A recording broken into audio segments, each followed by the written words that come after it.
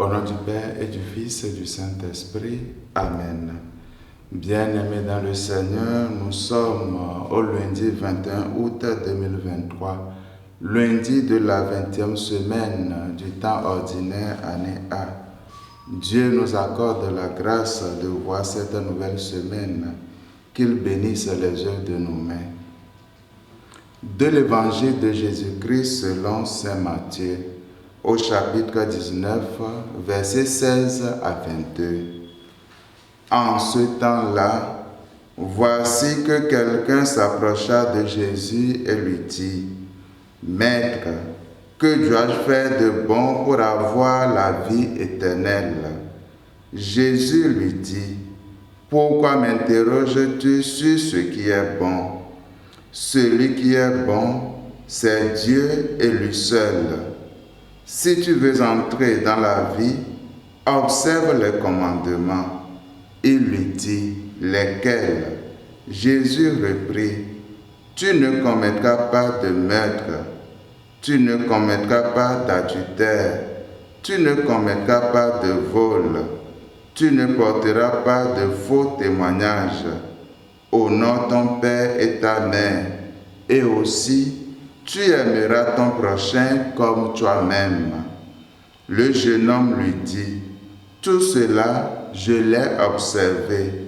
Que me manque-t-il encore ?» Jésus lui répondit, « Si tu veux être parfait, va, vends ce que tu possèdes, donne-le aux pauvres, et tu auras un trésor dans les cieux.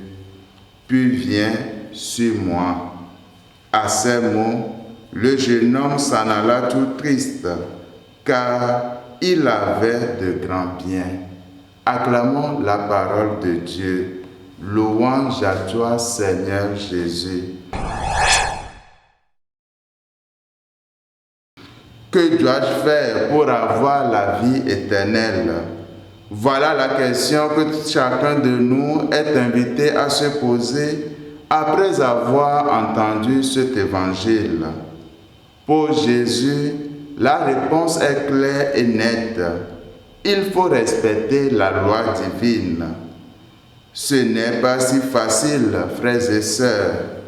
Et si comme ce jeune homme, nous pratiquons déjà cela, alors Jésus nous invite à aller plus loin, nous dépouiller de tout pour le suivre. Dépouille-toi de tout et suis-moi.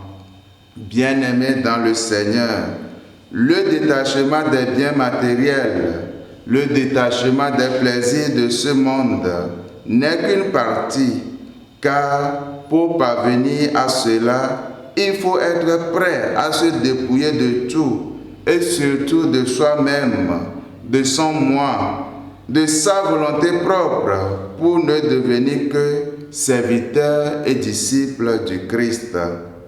On comprend que ce jeune homme soit reparti tout triste, car ce chemin-là, il n'était pas prêt à le faire. Et pour beaucoup d'entre nous, il en est ainsi.